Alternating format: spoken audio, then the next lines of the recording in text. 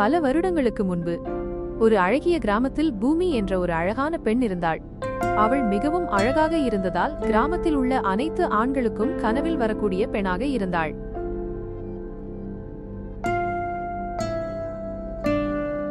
ஆனால் திருமண வயதில் அடைந்தபோது அவள் ஒரு பைத்தியக்காரியாக மாறுவதாகவே அவளுடைய விதி எழுதப்பட்டிருந்தது.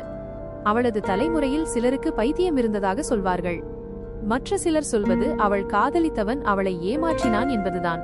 அந்த காதல் துரோகத்தால் தான் அவள் பைத்தியம் அடைந்தாள் எனவும் கூறினார்கள். அதன்பின் பூமி ஊர் சுற்றி அலையத் தொடங்கினாள்.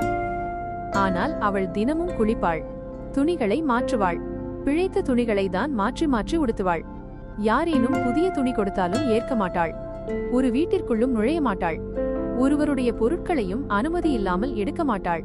தனக்கு பிடித்தவர்கள் தரும் உணவல்லாமல் மற்றவர்களிடமிருந்து எதையும் வாங்க மாட்டாள். காலம் கடந்து சென்றது. பூமியை பார்த்து குழந்தைகள் எல்லாம் பயந்து ஓடுவார்கள். ஆனால் வேலு என்ற சிறுவனுக்கு பூமியம்மாவை எந்த பயமும் இல்லை. ஒரு நாள் அவன் பூமியம்மாவிடம் கேட்டான், என்ன பூமியம்மா, நல்ல சேலை போடலையே?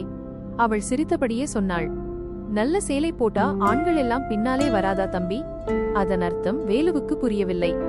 ஒரு நாள் அவன் மறுபடியும் கேட்டான், என்ன பூமியம்மா, புடவை போட்டு வைக்கலையே?